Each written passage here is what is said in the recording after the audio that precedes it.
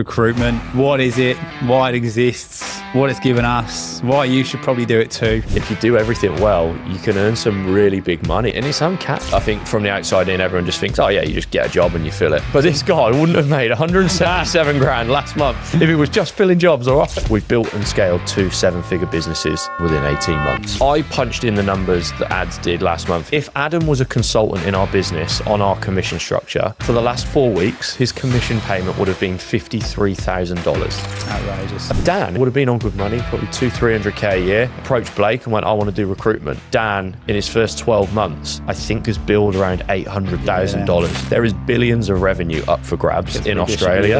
And realistically, you only need 500k of that. That's a minute percentage to go, I've just changed my life. There's no way I could sit here and listen to this episode and not go, fuck it, I'll go and join in recruitment. And by the way, Harwell are looking for new...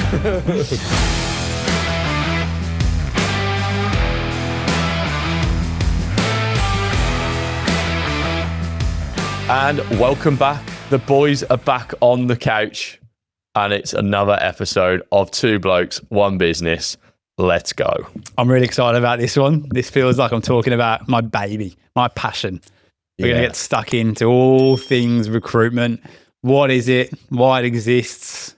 What it's given us? Why you should probably do it too. Hopefully at the end of this episode, you've got about 10,000 people lined up the door to get into recruitment.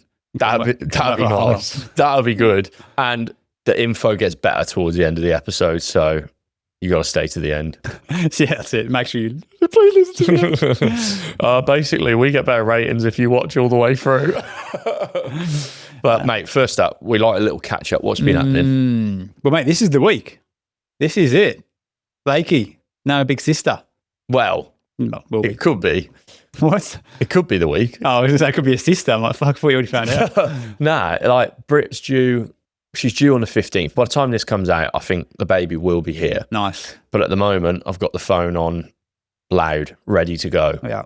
So hopefully baby number 2 will be in the mix. Hopefully not in the next 60 minutes. I'd actually take that. Honestly, mate, if it was just bang, let's go. It's the ambiguity, mate, for me is the hard part. I reckon I'm more nervous than Brit. And she's the one that's got to push the thing out. What are you nervous about? I don't know, mate. I just don't like the unknown. When's it coming? When's it not? That's what I struggle with. You know, I like my routine, mate. You do, mate. Yeah, but hopefully it's not far away. Nah, it'd be good. Good to get it out, mate. Blakey will be the best big sister, I reckon. Yeah, she would enjoy it. She'll be cute. Yeah. What else is happening, mate? Well, let's talk about our baby together. Harwell. So we've had a bit of a rebrand over the last few weeks, which you may or may not have seen around the traps. Big thanks to Rosie, who's been awesome with that. So we split up the division. So we've got Harwell as an overarching business now, and then we've got Harwell Consulting, which is our kind of high-end perm business. We've got Harwell Labour Hire, which is, as well as in the tin, labour hire division that Chloe and Andy run. That's kind of all construction, day rate, hourly rate, chippies, labourers and tradespeople. We've got Harwell Ecom. Yeah. Is the ecom division that you're launching with Alana and Katie, which is scaling up brands like High Smile, Outcast, LSKD. No, not yet. No, not They're yet. on the hit list. Yeah. They're on the hit list.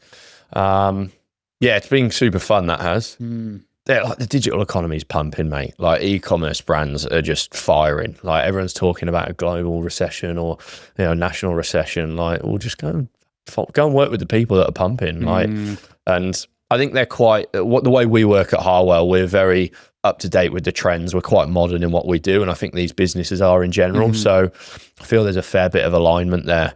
And you love it. We should probably talk about along the way this podcast as well, but you genuinely are interested in e-com, so recruiting for it. You're just basically learning about shit you want to learn about. Yeah, the conversations you have, and people can tell when you're having a conversation for a conversation, whether this is work or at the pub or whatever, right? You can tell someone that's actually invested in the conversation and talking to you, and someone that's just having a chat for the sake of it. Yeah. And I actually froth it, and I think because I'm a bit of a nerd, like the questions I ask, like people buzz off it because they're like, oh, this guy actually cares. Well, they love it too. And then people like talking about things they like. It's a no-brainer. And then the podcasts, we've got kind of a separate little business, obviously, within the business too, which is cool. So it's busy. Yeah, there's a lot going on. Yeah. You could say that. Yeah. Yeah. No, it's awesome. But like the rebrand, we've launched a few parts of it. We're having a massive website rebuild, but really why we're doing it is the most important thing. Yes, it looks really cool. We did say we wanted to be known as Harwell just the Harwell boys effectively, rather than Harwell Consulting. We feel like the time is right. But the reason so many people have chosen to use Harwell in our first couple of years is because we've come with that kind of unique level of service. Like, it's niche, it's boutique, like we're experts in certain areas, and you can only grow so far doing that before you become another big global, right? And that's where you start to lose that. So the method behind the madness is, if we separate these divisions as kind of mini businesses and run them completely separately, like even the way we structure the content, the service, even the training that we give Andy and Chloe is different to the training that we'll give Alana and Katie. So they're almost completely different agencies under one banner. It probably gives us the capacity to grow a little bit more than if we just kept it all under one business name effectively. And target audience too. Like, the people we're speaking to for labour hire with Andy and Chloe is a very different audience to who we're speaking for your desk of senior finance, right? CFOs, who they probably want more longer form educational content. Andy's labourers probably want something a bit more lighthearted and fun and engaging. So it's really able to allow us to tailor our content marketing, our language to target people who then feel like they're getting heard, which then hopefully inclines them to reach out, and we grow the businesses that way. Because to have it all as one Harwell Consulting and try and speak to so many people within one business, it's one of those things where if you try and speak to everyone, you speak to no one.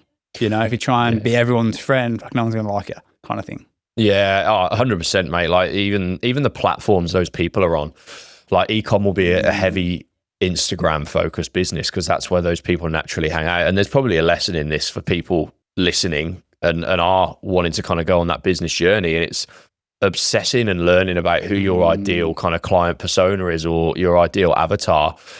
Obsess over them. Where do they spend their time? What sort of things do they want to start reading? What content do they like, even visuals? Because if you can nail that, and we think we've done that across a number of different divisions, that's where you can kind of become a key person of influence rather than just an influencer.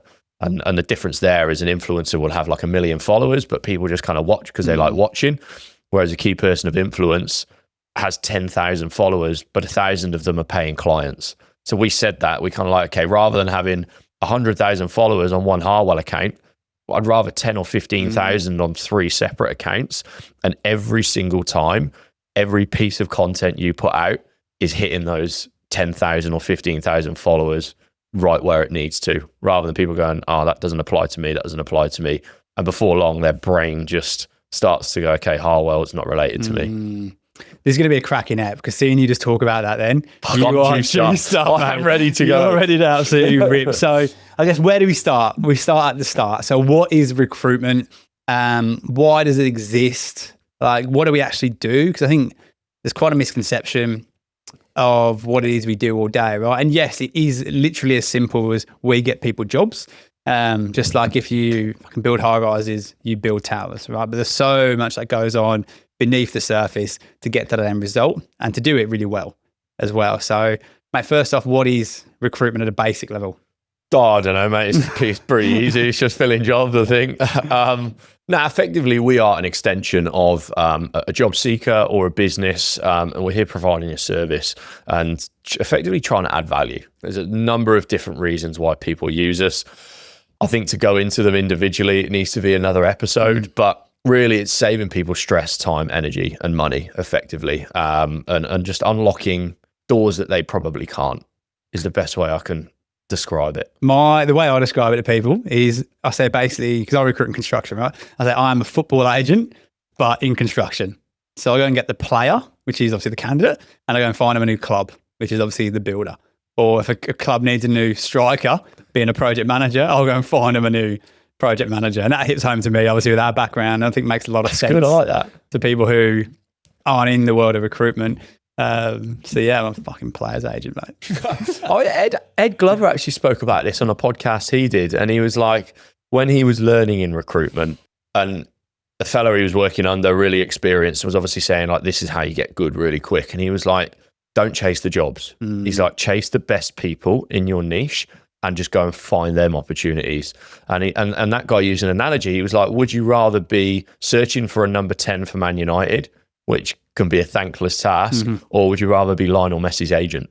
It's gold. It's absolutely perfect. So that's what we do in a nutshell. But why does it exist, right? Because there's people out there, right? There's a lot of people looking for jobs. Why do they need to come and call someone like us and pay us money to go and find them a new employee? Well, it's just a professional service. Like, I know there's a low barrier to entry, and probably recruiters don't get enough respect for what they do at times. And that's also because there's a legacy of there has been so many shit recruiters that don't do the job well. But it's the same thing as, well, why do you use an electrician? Because they're really well trained and a professional in what you do. And if you fuck around with your wires at home, you're probably going to get electrocuted. I think you did a funny video early on in Harwell of you tried to fix your own toilet and you got covered in shit. So you called a plumber.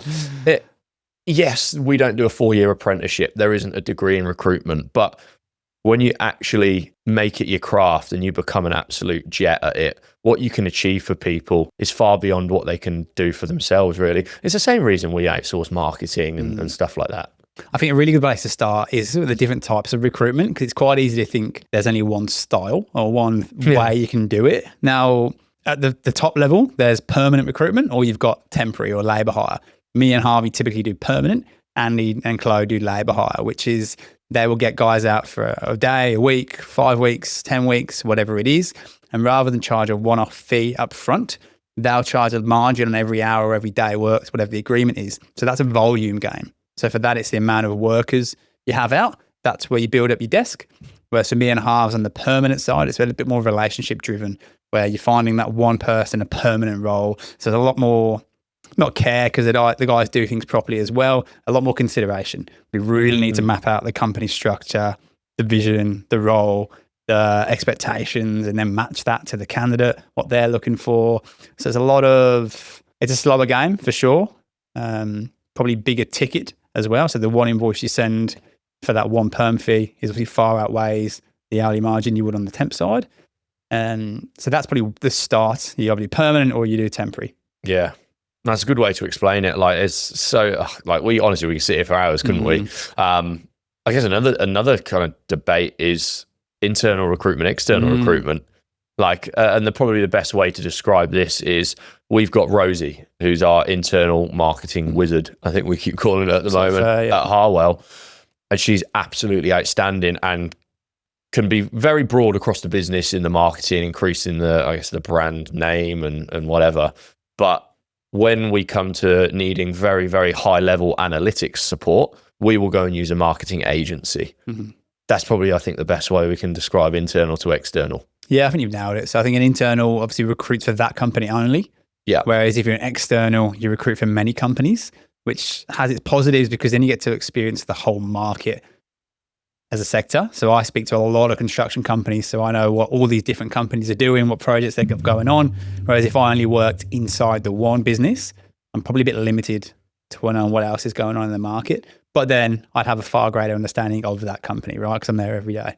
So the pros and cons. That's a real good way to describe it. Like, say we went to a marketing agency, that marketing agency will support hundreds of different businesses in lots of different niches. So we're tapping into knowledge they've acquired from supporting other businesses and learning from those businesses as well. So I guess it would be similar in your world to, okay, Bob the builder comes through the door and he wants you to recruit for him. And you go, okay, cool. What are 5 other builders in the market that are probably 5 years ahead of where you want to be, or people you kind of go, that I want to be there one day. And you can go, hey, well, this is what they're doing in recruitment. This is how they're attracting the best people. This is how they position their brand. And on the flip side, you can go, over here is someone who's had an absolute shit show of a run in recruitment, and this is why. So you're almost educating them on the do's and don'ts in the world as well. And then I think a big one is the way you get paid. So as an external recruiter, an agency recruiter is the way it's typically called, you get paid commission. There's a salary, and then there's commission on the amount of people you place, and then the billings that go on your board at the end of each period or month or quarter, you'll get paid a percentage of that in your back pocket. Whereas an internal recruiter, it's normally a higher base, so more guarantee in your pocket, but a less, if there is a commission or a bonus structure in there. I don't even know if they get commission. I don't really understand how it works. I'm sure they might do, to be fair, with some companies. Depending if they're on a growth phase, maybe, and maybe it's limiting the agency spend. So if I'm spending 200 grand a year on agencies, if I can hire an internal recruiter, pay him 80K, and we save 100K as a business, we'll give them 20 grand. Maybe. I'm not sure. It's quite paradoxical, that, isn't it? Do you think so, right? But okay, let's give you a bonus for limiting agency spend. Right, so here, ads, you've limited agency spend by 100K. Here's 20 grand. But the people you might have hired to limit that agency spend might be B players. And then had you spent 100 grand on agency for maybe 4 leadership roles, that's what maybe 100 grand can get you. That's making you more than 100 grand. I think the trick comes when people are spending that kind of money without working with good agencies and are just getting shit. Yeah. I think that's where you go, well, what the fuck am I getting for my money's worth? Which is, we're not going to come into a big sell about A players and agencies because we'll be here for hours. But I think the other different types of recruitment is contingent and retained. So this is more on the permanent side again now. So what me and Harvey do. If you're retained, that means the company is going to pay you 30%, 50% upfront of the expected total recruitment fee, which is a percentage of the salary package, to then start the process. So from a recruiter's point of view, you love that because it guarantees income for the time you're going to invest in finding the person. It essentially shuts off other agencies because they've already paid you. They're not going to go and pay someone else the same money to do the same role because they'll be double dipping. Allows you to go a bit deeper and wider in the market because you know it's not a race to the first CV. It's going to be the best one that you can go and find. So it's definitely the way to go. Contingent still works really well. I'd say for me, 80% of my roles are contingent, and it's fine because you've got good relationships with people anyway. So then that means it's either exclusive or it's non-exclusive, but you only get paid when the contract's signed. So there are times, and it is the nature of the beast sometimes, where you can do great work. You know, you can find an awesome shortlist, they interview them all, and then something happens internally and they no longer need to recruit the role. Or Bob the Builder, he gets a call from an ex-employee who wants to come back, right? Who they already know. They know he can do the job. There's no risk. Of course, they're going to take him. Yeah. But all of that work you've done, on one level, goes to waste. I think we're quite sensible enough to know all those people you met throughout that period, you're still going to help them anyway because we're quite niche in our sector. So if they're a CA in construction, I don't just turn the phone off and never call them again. It's okay, great. This opportunity didn't go well, but here are the other builders I work with, and then you're being a bit more proactive as well to generate your own business. Yeah, absolutely. And before we move on, I just want to touch, I am fucking Mr. Retained at the moment. Like, you say in recruitment, like, oh, I wish this whole business was retained. I reckon I'm getting close. I think in the last 2 periods, I reckon I've done 6 retained jobs, and I've probably filled 8 or 9. Where do you reckon that's come from? Not pitching them. Like, honestly, just doing a good solid discovery, which I know we ran through on a previous episode. Doing a good discovery, I think, articulating our why and our value quite well of what you can achieve for that person. And yeah, just not being too selly on it. I think I try and do everything right and at a real depth. And then I just say, hey guys, I'm going to send you the terms of engagement. There's 3 package options on there. I'm not going to pitch them to you now because you don't know what you want straight away. You've never seen that document before. Go away, speak to whoever you need to speak to, review the packages, see what you think fits best. I might say, hey, look, other roles like this we've done on this package, but it's entirely up to you. And any questions, just let me know. So by not selling it, people come back and just go, hey, the retained option is a lot better for me. And naturally, because it's a retained option and we know we're getting guaranteed income, the percentage is lower than if it was contingent, right? So there is a carrot there to do that at that point. Yeah, and I think as much as, I don't want to say it's all down to me, I'd like to say I'm doing all right, but there is, I think consumer behavior is changing. Yeah. Okay. Like we've discussed this a lot in previous podcasts, but gone are the days where it's the big global agencies where you just go, hey, here's a role. It's a very surface level conversation. Just zing me whatever resumes you've got. I think people are starting to realize the sort of value that the right people in a business can bring. And then they're going, okay, I'm actually going to invest a little bit more because they can see the impact of getting it right and probably the impact of getting it wrong as well. And I know there's so many of the top business leaders that we probably aspire to, like your Alex Hormozis, Stephen Bartlett's, Dan Martell's, Davey Fogarty. Every single one of them, when they've been asked the biggest challenge in business, they all say people. And I think it's quite ironic because everyone says people and the impact the good ones can have and the bad ones can have, but there's still such a stigma around using a service like ours at times. It's amazing. And when I hear those kind of things and these legends of business talking about people's my problem, I'm going, fuck, we're on the right track. because there's no room that we don't walk into where we can offer value to someone, whether that's at a barbecue with, a bunch of strangers. They're all either in a job or run a business, right?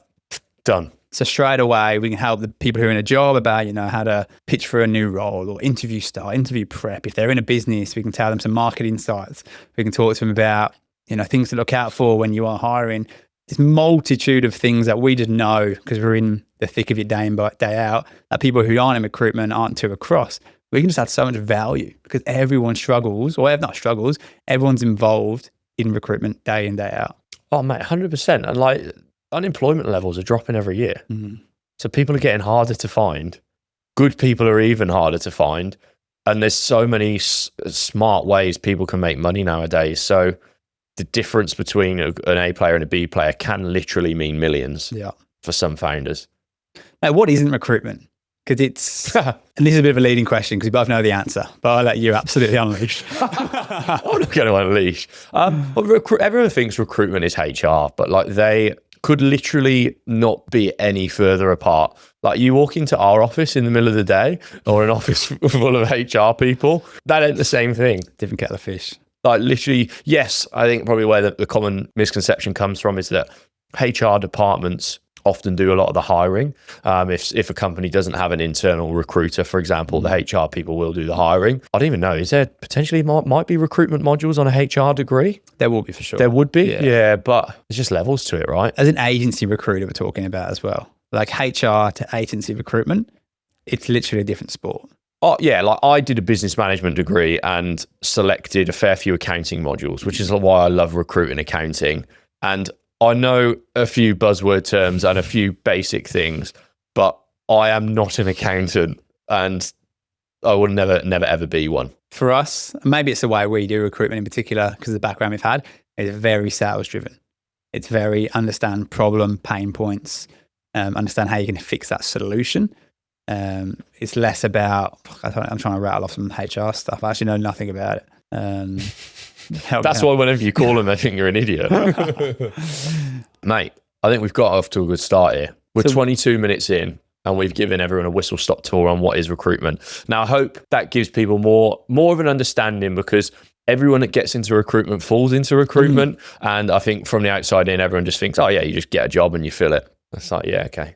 Cheers. Which is right? But this guy wouldn't have made 177 grand last month if it was just filling jobs, all right? Thank you. But so why do we love it? I think people can tell, see or hear how excited we get when we talk about recruitment, which is so special. And Mads always says, I love how much you love it.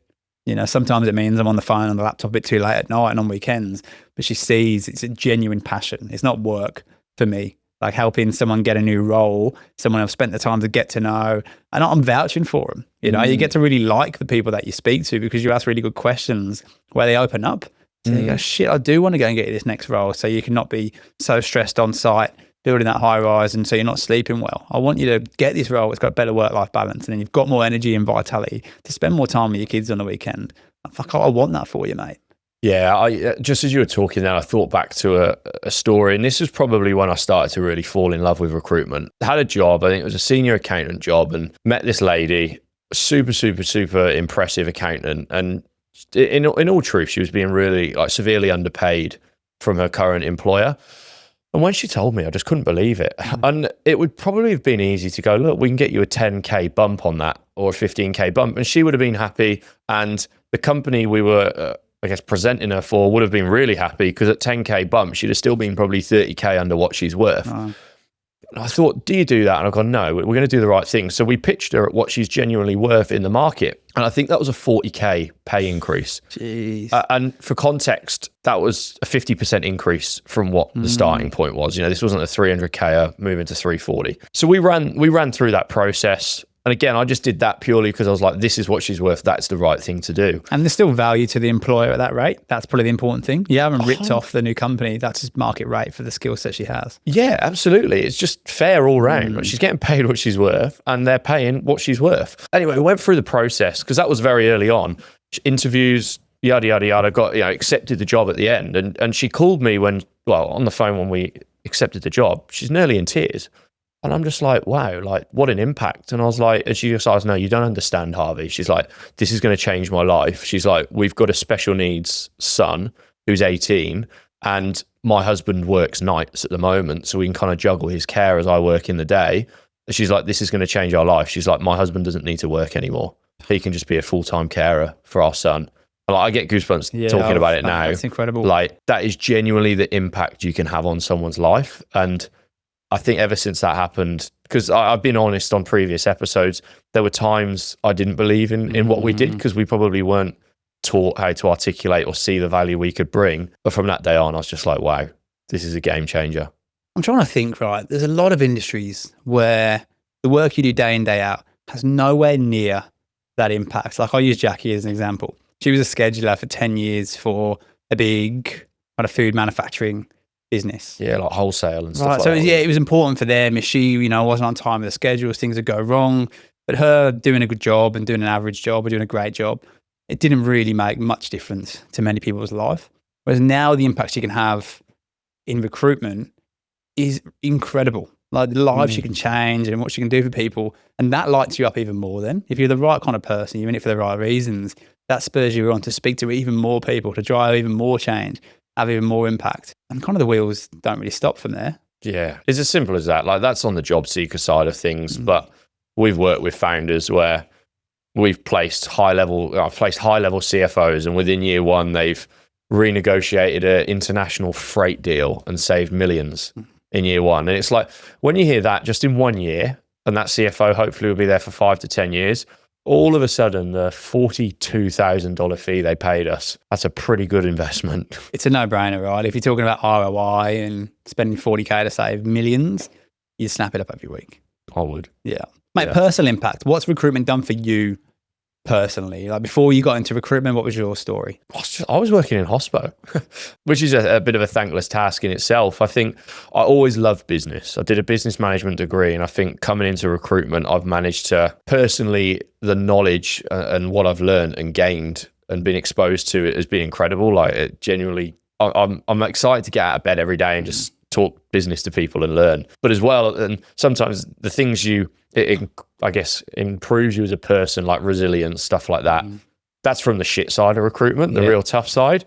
But what that does to you in your life, like when you have challenges outside of work, because you've built up a bit of a resilience through recruitment, you just deal with them better, I find. What about you? For me, it was the level of conversations you're having. Like I'm 29 now, I've been recruiting about 7 years. So I was about 22, 23.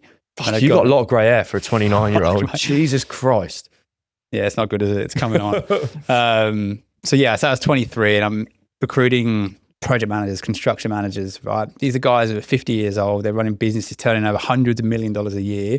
And I'm sat opposite the table to them, advising them on people they should and shouldn't hire. Maybe the first few, you kind of walk in there and you literally feel the disrespect they'd have for you, because I go in there, not necessarily unprepared, but just unaware of what actually is going on in their life, right? The actual stress they're under. I'm just walking in thinking recruitment so surface level and yeah, mate, just hire this PM. Like, that's sweet. And they just knew I didn't understand the depth of what they were trying to solve. So you grow up very quick. There's only so many times you can take that feeling. So then you do want to know some technical words so you can speak the lingo. You want to get to know the pain points of why you're actually sat in the room, what that project manager is going to do for them, going to buy them back time so they can go see Tommy, a kid on the weekend, whatever it is. So emotionally, I think you grow up very quick and you learn to have really high level conversations, really high level people you probably wouldn't be speaking to unless you're in that situation, right? Yeah. How good is it when you win them over? Like not win them over, but the sense of fulfillment when you go from that journey from proper green and you can feel that they think this guy is proper green, doesn't know anything, to then over years, they're coming to you asking for advice. That journey, it's so many setbacks and kicks in the face along the way. But when you get over the peak of the mountain and people are coming to you asking for advice, it's just incredible, isn't it? The sense of fulfillment. It's just that peer to peer. Now, like we're so lucky. How I speak to you, how I'd speak to Mads, and how I speak to a client doesn't really change. It's all just conversational. It's, mate, what have you been up to? How can I help? Like, what's the challenges? Like, this is what we're going through at the moment. How, asking you for favors. So that's really nice. And I think skipping ahead a little bit here, when we became business owners, I did feel like we were kind of seen as a little bit of a higher pedestal. People then understood that we understand fucking hard work of running a business. Whereas if you are working in a big company like we were and you're just recruiting, you're so sheltered from the invoicing, the payment problems, fucking marketing that goes out to do that, the cost per acquisition for a customer, the time spent on the road, you know, you're not in the office. Like there's so much that goes on around it. So when you step into that, I think people give you a couple of stripes.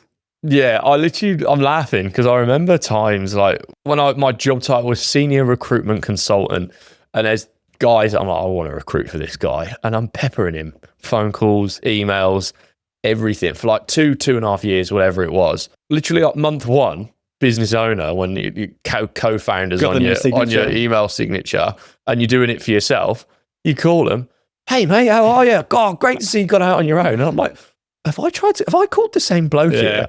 Like you got absolutely nothing to, good on you, mate. Let's work together. So I'm like, fucking hell.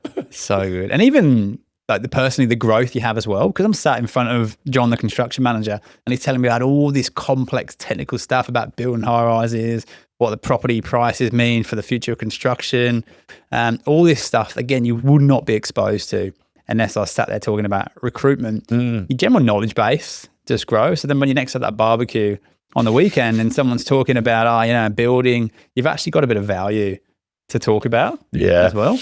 Brit hates it, mate, right? We drive around the Goldie and like we go past all these buildings or like, corporate buildings with signs. I did their finance manager.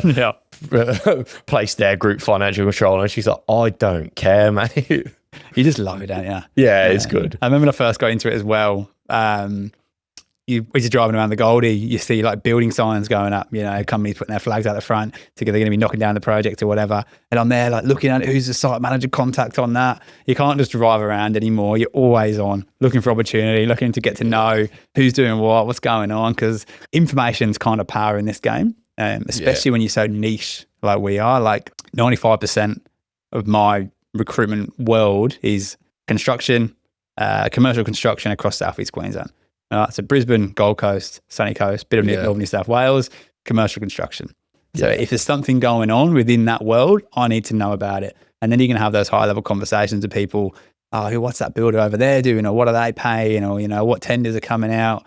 What superintendents on that job? What are they like? All this stuff that it's not really tangible. And knowing that one piece of information doesn't actually make me any money, but it just elevates you as someone who's in the know. Yeah, and we'll talk about this, but like the barrier to entry is so low. And even something as simple as that, right? You've gone, okay, I've noticed Greyer are building a new block of apartments here. You might call John, the site manager, for example. Now, if you weren't on and you didn't notice about that, those apartments, you'd go, hey, John, I just found you on LinkedIn. I'm Adam. I recruit in construction. Can I help you? Or, hey, John, I was actually out and about on the weekend. I saw you guys are about to put up 5 levels of apartments on Australia Ave on the corner. Looks like an impressive project. What are your plans for building out your team? Yeah. Wow. All you've done is remember the name of a company and a bloke on a sign you've driven past on the weekend. And that slight change in conversation could mean you get 2 jobs on. And if you fill one of them, you've just made 25 grand. Can you fake it? Like, I don't think you can fake that level of discretionary effort. Like driving around the Goldie, keeping eyes out, heads clocking all the time. Oh shit, what's going on there? They're working on a Saturday. I'm sure you could if you're that financially motivated, knowing that information potentially could make you money. I just fucking love it. Yeah, you genuinely do. And I want you to talk about the next point that we've got, because that's human connection. And it bleeds into you loving it, because we did some Gene Keys with Jess Cameron. Here we go. Adds us into his woo-woo stuff now. So we went through them and it got us both bang on, like crazy. Absolutely to a T. Like I love recruitment more so for the business side. Yes, helping people, but the exposure we get in the business world and building this business, whereas Ads is quite literally the football agent. Like he could be Lionel Messi's agent until the day he dies. Like he just froths it. I get called the ChatGPT of construction in the office, because Andy would be like, mate, who was that site manager who built that school down in Palmy? I'm like, yeah, bang him. It just sinks in there, and it's because I'm committed, not interested. That's a Koshy favourite. I genuinely just love it. It's a craft. It's not a job, as Kostok would say. But the human connection's massive, and for me, And I should say this to people as well, because we need to meet people face to face, right? That's part of our kind of process. That's how we really dive into what they're looking for, what they do. If they're going, oh yeah, I'm not sure, I'm a bit busy, I kind of go, mate, can I share something? If I don't actually meet you and get to know exactly what you're looking for, it's really hard for me to give a shit about people. And you're not lying. And it's actually not. Like if I meet you and we have a real good time talking about, you know, what you've done, what you're coming for, what you're looking to do, what that could do for you, I will go into bat heavily. But if it's just a 2-minute phone call, yeah, I'm a PM building high rises, just find me a high rise project, I'll probably forget you first and foremost, because I've got a pretty shit memory anyway. And then 2, I just haven't got that buy-in, you know, which you could make the same money, right? If you spend an hour and a half with someone over a beer or you do a 2-minute phone call, but it comes back to fulfillment and feeling like we're on the same page and we've got that connection with people. And that's what really lights me up. There's a fulfillment piece of this guy trusts me to talk about him to another company and trusts me to do the right thing, be reliable, be honest with my feedback, you know, and have the best intentions for everyone as well. Why do you think that is? Why do you think you come to light when someone puts their trust or expectation on you? Hey guys, thanks for tuning in to another episode of the Two Blokes, One Business podcast. Now, apart from being world-class podcasters, we also run a recruitment agency called Harwell. If you're keen to learn a little bit more about what we do, then head over to our Instagram at Harwell Group and check us out. Back to the app. Good question. I think I've naturally always been the organizer, like personality-wise. Like if there's an event on with our mates, I'll be the one who books a campsite, gets that, guys, this is where we need to be, this is what we need to do. I've always been good at kind of bringing people together as well. And even now, like I've introduced my clients to each other. I like just connecting people. Yeah. I'm not sure if there's a better word to describe it, but you know, if I know, but the example is a subcontractor who get into a civils division, they're building up. Well, I've got a client who's a developer and can do subdivisions. So we need a civil contractor. Both great guys, both will get on really well together. I was like, well, let me do an email intro. Not because I want something in return or not because of some commercial benefit. I genuinely just get a kick out of helping these two make a connection and hopefully they go on and become best buds and do a shitload of business together. Yeah, and the universe looks out for you when you do things like that because you're not doing it for this reason, right? But if the civil subcontractor gets the job that the developers wants to do, who's he coming to find his supervisor or his manager, whatever it might be? For sure. And I think if your intention is just short-term, transactional, hey, Mr. Client, here's a PM, pay me some money, people just get pretty sick and tired of that. And they know when shit hits the fan or something goes wrong, you're not in it with them. Yeah. Like one thing I'm very, very proud to say is whenever we get things wrong, when placements don't work out, we are fucking in the trenches making it right. We take those replacements more seriously than we do the first time round because we understand the potential negative impact that can have, which I think is such a good test of character where a lot of recruiters, from what we hear, kind of fall short. Yeah, mate, we are getting juiced up here. I don't even know if half of this is going to be making sense to anyone, but we're going to keep going. What else have you got on our board? Oh, ironically, adrenaline. Here we go, boss. We haven't even got started yet. Now, it's the most incredible kind of feeling in the world when you get a win for someone, a client you've been nurturing for years and you finally get that chance to work for them, or a candidate that you've been tapping on the shoulder for years and no, not looking. And when they come to you, that's not even filling a job, but that just boost of adrenaline is incredible. And I think growing up in an environment where it was all to become a professional footballer, and we did taste it for a little bit of time, which is one of the most natural highs you can ever get, like playing in front of 4,000 people in your hometown and they're literally singing your name. What are they singing? The Piri Piri Rivers, because I used to work at Nando's, but that's a story for another time. But that's one of the most natural highs you'll ever get in life. And honestly, some of the highs I've had from recruitment come close. Yeah. When we first started it and we were around the kitchen table, right, I used to sit downstairs at the dining table, halves would be upstairs in the spare room, and you just hear, woo, bosh. And it could be anything, right? It could be someone's return a phone call, someone you've been chasing for ages, it could be a deal. That feeling of adrenaline, it's like scoring a goal, you know, for you saving a pen or whatever it is. Saved a few of them in my time. Yeah, you scored a couple of goals as well. I did score a couple as well, actually. I think we've kind of replaced the adrenaline from football, you know, and that competitiveness. I think we do it in the right way. We're competitive to get the good outcome, not just to win and get some money in the door. We're competitive to fix the problem. Yeah, it's celebrating the small wins. And that's, we say to any new recruiter here walking through the door, it's not You know, you don't call someone for the first time and you're trying to sell the outcome of the placement. Like, you're calling them to try and sell the next conversation. Yeah. In the 30 seconds they might give you, can I articulate enough value for you to go, okay, I need to speak to Adam again? And if you do, celebrate that. Yeah. And then the next conversation, you're selling the face-to-face meeting or the coffee.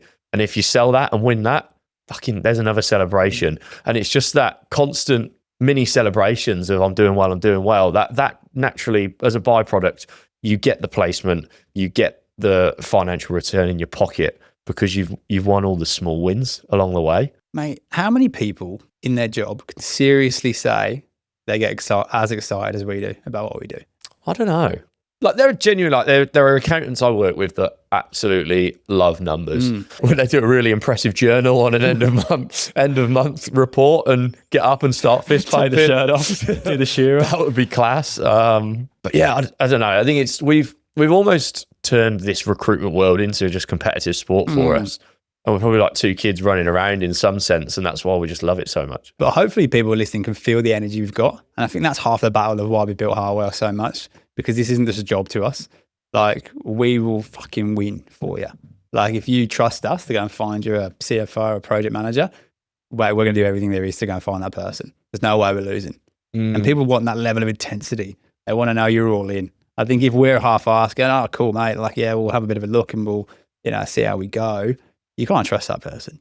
No. And it also kind of bleeds into that's talking about the autonomy in recruitment as well. Like, yes, you're part of a team, you're part of a business, we're doing this together as co-founders, but you're also responsible for your own kind of destiny in that sense. It is a sales role. It's a commission-based role. You don't want to chase the commission because then I think you do it badly, but the commission is a byproduct of doing well. And if you do everything well, you can earn some really big money, and it's uncapped. It literally is. Well, how we run it anyway, and most recruitment agencies I've heard about, is it's literally a percentage of your billings over a certain amount. So you cover your cost of seat, which for us, to get a bit technical with you, is your salary and your super divided times for the year. Sorry, yeah, salary plus super. Fucking hell, but this is why he doesn't recruit accountants. It's your salary, okay. And then you times that by 2.5. So say you're on 100 grand of your package, your cost of seat would be 250 for the year. And then you divide that by, for us, 13, because we do 13 4-week periods. So say that works out to be fucking 20 grand a period. Every dollar you bill for that period over 20 grand, you're making commission on. So once you hit 20, literally every bit of money that comes through the door, you're getting paid on. So whether that's 50, 100, 150 grand, it's all going in the pocket. For context, and I know I keep gassing him up for his last month, I punched in the numbers that ads did last month into our commission calculator. And I told the guys, because it's important that they can see the end goal and it motivates them. But if Adam was a consultant in our business on our commission structure, for the last 4 weeks, his commission payment would have been $53,000. Outrageous. Imagine in a 4-week period, if you knock 2 of those over, you've just bought yourself a house. Most people spend 15 years saving for a house. That's the impact it can have. And obviously, not us to brag about it, but I think it's important to see. And that's not the best ever. There's guys knocking them out for fun. There's people who are way better than I am, and that's small numbers, right? But it's what's possible, and we're nothing special. I haven't got a degree. I went to the School of Life. That is horrible. I can't even say quotes. I fuck them up all the time. Yeah, and he can't count either. But it's the magic of sales. I think learning sales. I think it's the magic of human connection and doing the right thing. It's going all in as well, and then building the structure and the systems around you to get there. And I guess for context, the beauty of running the business is you don't really feel any of that 175 grand. It all goes into the business account and goes straight out the door. Yeah, I did say that. And I was like, I'm glad you're not on commission. Yeah. So basically, the moral of the story is just book a work for someone else, don't run your own. Bringing this back to what it's done for us, like, we're both very open. Our family's back in England. They're not rich. Well, how's this, mate? This is actually probably one of the proudest things that's ever happened to me. So I send a little bit of money home every month. Yeah. Not as much as I'd like to, but we're on a journey to make sure that never stops. So the bit I send home, my nephew has got autism. So he's got obviously a bit sensitive to busy places, his transitions, being in the general hustle and bustle of life is quite difficult for him. And the schools, as you know, there's 30 kids in there, not tailored to special needs at all. So it wouldn't have been a great environment.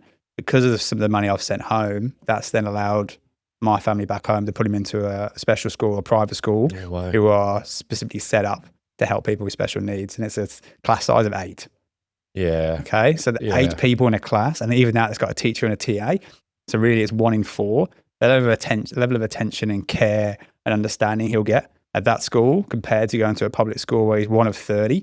And really, we know what kids are like, right? If he's the odd one out, he's probably getting bullied. That's just the way it is as a kid. That's what recruitment can give you. But even deeper than that, mate, like what you've done for him is incredible. But what's the knock-on effect of what you've done for him? He's going to get a better education, more focus from his teachers, probably learn more, not just, knowledge-wise, but how to act and operate, in society, which means he will potentially get better jobs and live, I don't want to say a normal life, like people with autism can't live a normal life, but the knock-on effect is as an adult, he might live a much better life as a result of that because of what recruitment's given you.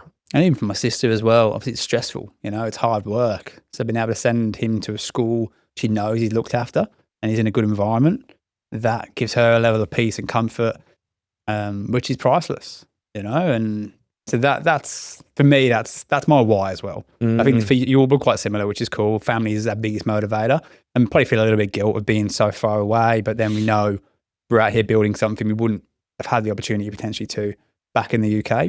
So I know when we do get to a level of stability where we're not growing so crazy and we can probably start to enjoy some of the revenue we do drive, that's our first priority. We've set ourselves up for longevity. So then I just want our families to have nothing to worry about. I reckon every week or every fortnight we talk about and we manifest the day. We're like, wow, how good will it be, mate, on the day that we can just sit down, call our mums and go, I'm about to send you some money, you're paying off your mortgage. Yeah. And that's all because of recruitment. Like at one point, I wanted to be an accountant. I wanted to be a police officer at one point. Neither of those careers would allow me to do that. So when that day comes, mate, I think we'll have to maybe stop for 5 minutes and celebrate. Yeah. But again, couple that impact that we've just spoken about, which still got goosebumps, amazing. Plus the fact I absolutely love it. I bowl into work each day and I'm going, this is my job. How lucky am I? Literally, what more can you ask for? Mate, I reckon when this episode goes live, we're going to have 25 people queuing up at the Harwell door going, let's have it. Good on you. I'm ready to change. I'm ready to change my career. Let's get into recruitment. I love it. And then the last one on the board, which is nice, and it's probably a bit more service level than what we just spoke about there, but feeling like an expert. It's nice now after 7 years doing it, 5 years for you halves, you know what you're talking about. People come to you for advice. They ask you to map out their org structure. They ask about what the market's doing and what insights, It's nice to feel like you fucking know your shit, isn't it? Yeah, I had the penny drop moment one day. I sat down, like a bit of a crisis. A client called me and said, mate, I need your help. I was like, mate, sweet. It was like 6 o'clock at night. I was like, mate, I'll be at your office 7 a.m. No worries. Had to remove quite a high level person. And obviously not going to say names for obvious reasons. We were mapping out a couple of potential scenarios and this guy's built probably a 9-figure business now. And at one point he turned to me and goes, what would you do? I was like, oh, fuck. I was like, he thinks I know what I'm talking about here. Quick, get ChatGPT. But genuinely, like, again, it's underestimating what we do and the power and the knowledge we do have. And I genuinely said, if it was me and my business, this is what I'd do. This is what I think could happen as a result of that. This is the release valve of what could happen if that goes wrong. Are we comfortable with this? But here's the potential good scenario that comes of it. And he was just like, yeah, that's a good idea. Let's do it. And we did that and it worked. And that's that. I think at that point I was just like, yeah, okay, it's not just finding staff for people. It's almost business advisory and the people side of things as well. 100%. And then business ownership, right? So the normal pathway is you get into recruitment, you work at a company, you get to a certain level, or you feel like there's more you can generate for yourself, whatever the answer is, and you start your own business. I guess part of our challenge at Harwell is to keep the guys motivated and rewarded and looked after enough, but they do feel like they get all of that with us and don't need to go and start their own business. But for some people, that's not an option. The company you work at, they're not great or whatever reason, so you might start your own recruitment agency, which then gives you a level of flexibility in your life. If you don't want to do what we've done and scale and grow, if you want to stay as a one-man band, you can make really, really good money and you don't report to anyone. You haven't necessarily got an office. You can go and work from Bali. You can make good money and life could be pretty good. Yeah, so many layers to this. Like we sat down with Chris Cochran on a previous episode and doing remote high ticket sales. He moved to Bali, worked 20 hours a week, made 300 grand. Like that's the dream for most people. And with recruitment, that's something you can do. And do you know what? In today's day and age, you don't need 5 years experience with a big corporate or global agency. If you've got a niche, maybe an industry that you've worked in previously, if you can learn recruitment and do it efficiently and you've got the right characteristics and traits, you can go and achieve that quite quickly. I mean, us, for context, we are nothing special. And we were, 4 years in agency for you? And I think I was 2.5, maybe 3. We were able to leave that environment and in 18 months built and scaled, bootstrapped 2 7-figure agencies, looking at our consulting business and the trades and labor businesses as 2 separate businesses, which is what they are. We've built and scaled 2 7-figure businesses in just over, it was within 18 months. And the beauty of that is you haven't got to do it alone. There's so many people out there and there's such a community, and thanks to Ex-Recruiter as well, who are in the same boat. So much mentorship and guidance and coaching on offer for people, or for us anyway, which has been huge for us. Like, we've definitely not carried this all ourselves. I really like to think everything we've done and what we've picked at Harwell is just take inspiration from other companies. Like, I think we told Michael Colossi when we sat down a few weeks ago, mate, if you look at our website, you might see a few similarities to your own, right? Because we see them as being the top of the top on the Gold Coast in real estate and being like the real estate model of what we'd like to build. So we're not too big and proud to be open about, we just take what we think other people do really well and put our own spin on it. Yeah, it's so good because you can be yourself in this world as well. Like, we're not some real high level business strategic advisors where we've got to go and put a face on with Michael Colossi. Like, I've been nodding good morning to him on my runs for like 18 months. And I was like, mate, can we go for a coffee? Like, we really like it, like your business model. I think it's pretty good. Can we have a coffee, pick your brain? He's like, yeah, sure. And I sat down at this coffee and first thing I said, right, mate, are you ready to have your tyres pumped up here? And he just straight away just starts laughing. Yeah. Like, they're the sorts of relationships you can build. You might think we're idiots. I don't know. Yeah. Probably does. But they're the sorts of relationships you can build with arguably one of the Gold Coast's most successful and well-known business people.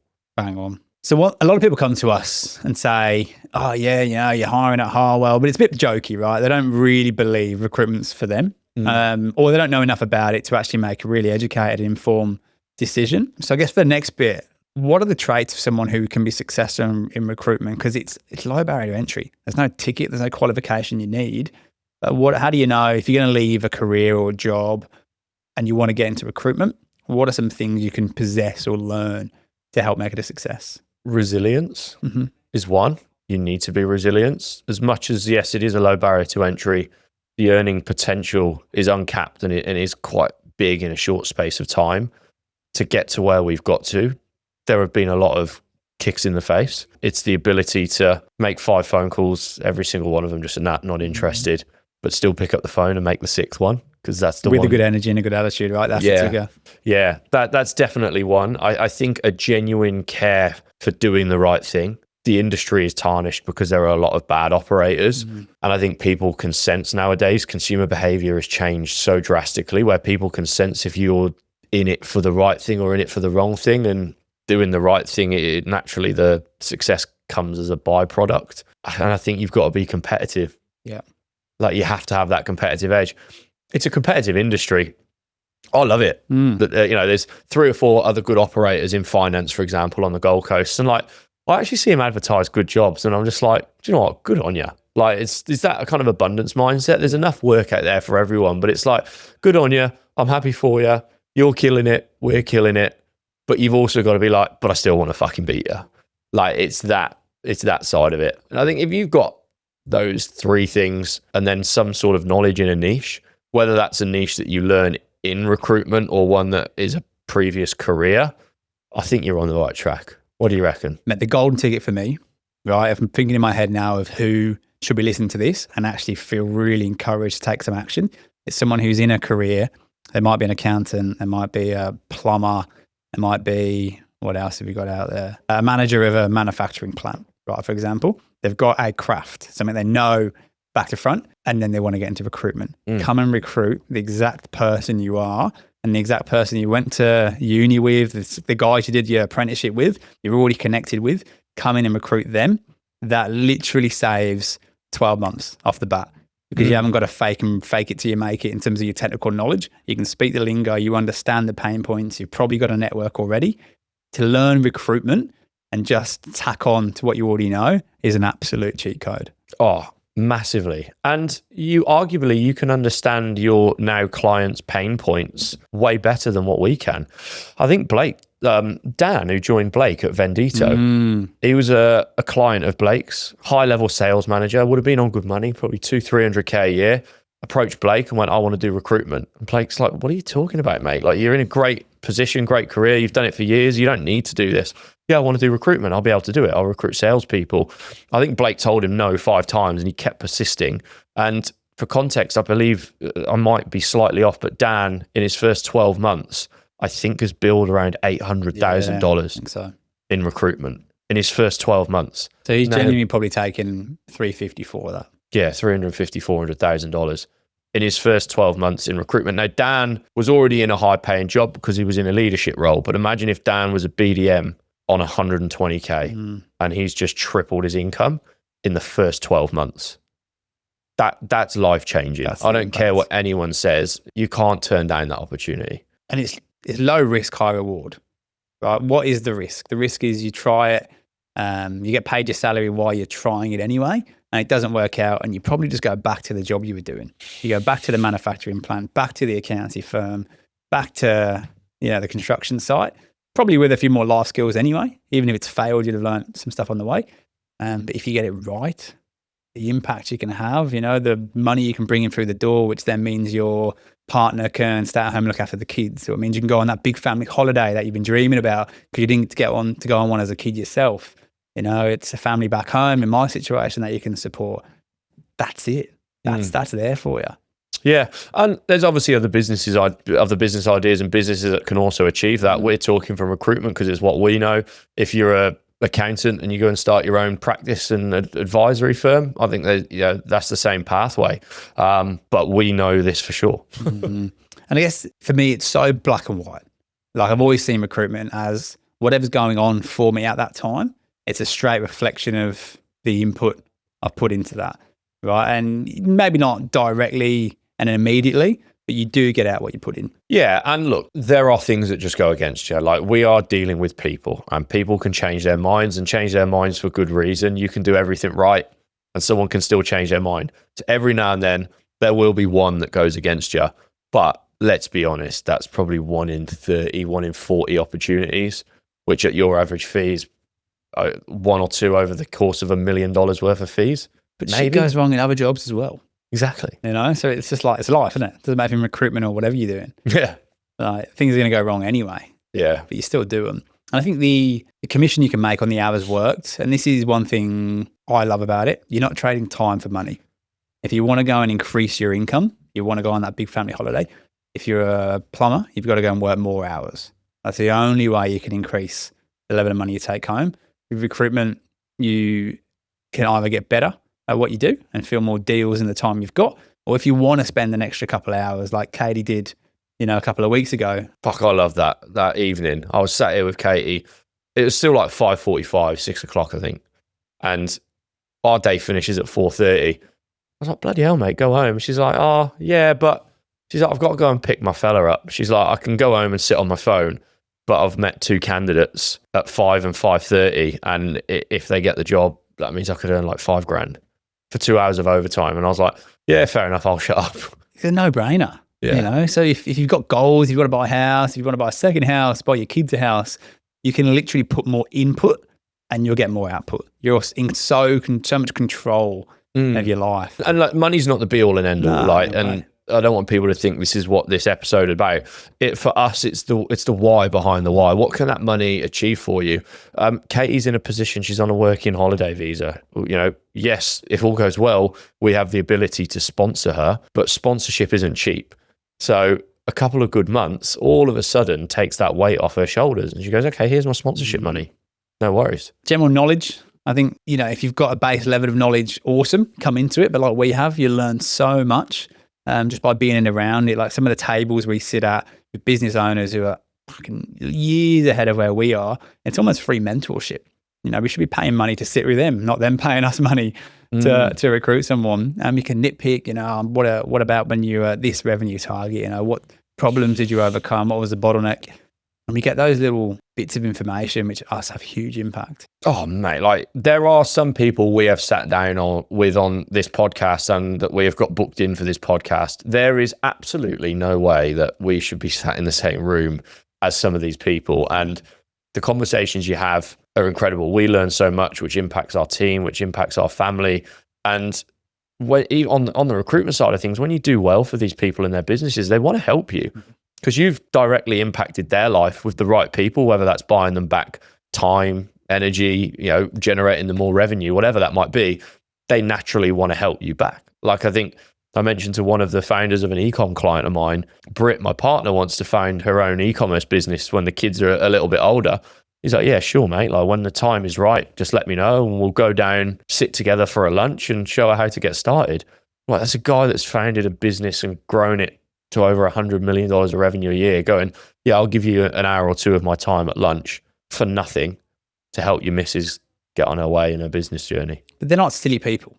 They're not just doing it because they love shouting free lunches, right? They're doing it because they understand it's a reciprocal relationship where the value we provide for them through finding the right people is worth them going, hey, well, if I can keep Harvey sweet and help him out like he's helped me, what a relationship that is. So it's that peer-to-peer partnership where you've got to get to, because there's a lot of recruiters out there who get stuck in the kind of master puppet relationship with their clients and they just kind of do whatever they can to please them and don't push back, don't challenge them. I was there for 3 years.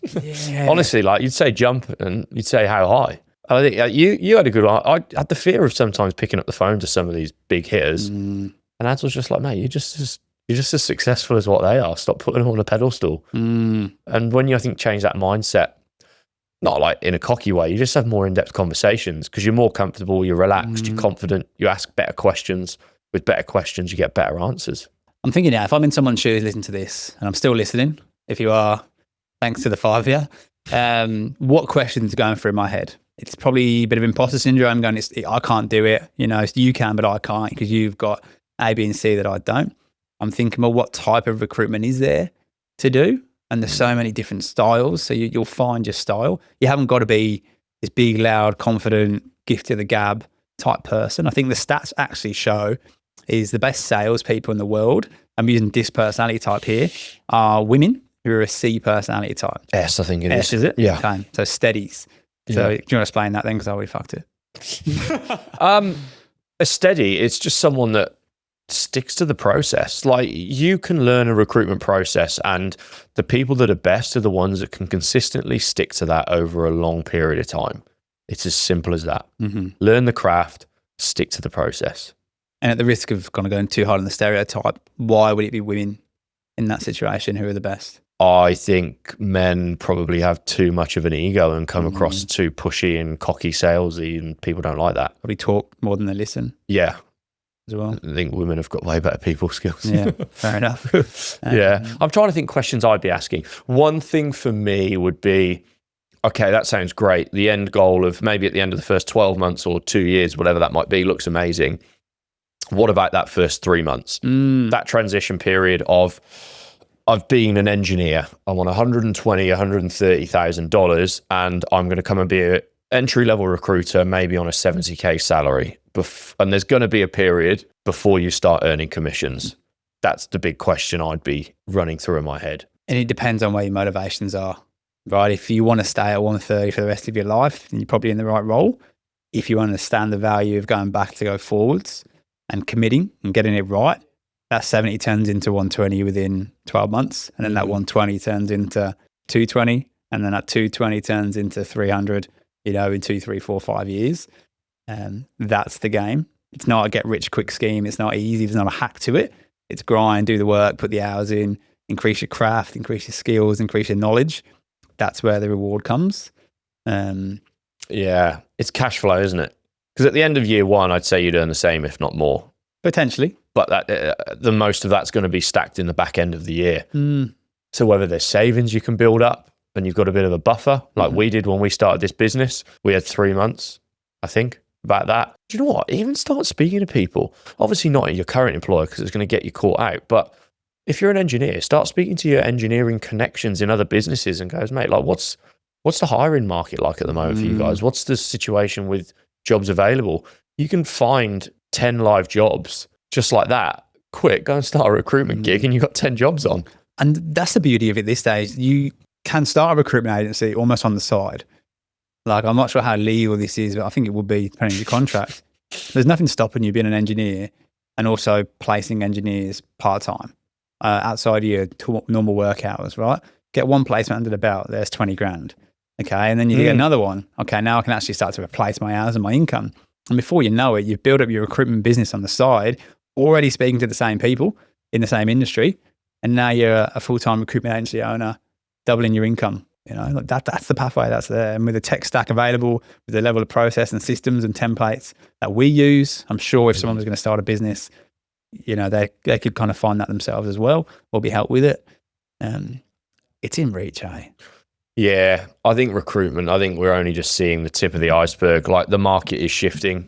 Big agencies are reporting losses every year. There is going to be billions and billions of dollars of revenue just in the Australian market, that as these guys continue to decrease their revenue and the rise of the one-man bands, there is billions of revenue up for grabs in Australia. Yeah. And realistically, you only need 500k of that. That's a minute percentage to go, I've just changed my life. There's no way I could sit here and listen to this episode and not go, fuck it, I'll go and join in recruitment. And by the way, Harwell are looking for new...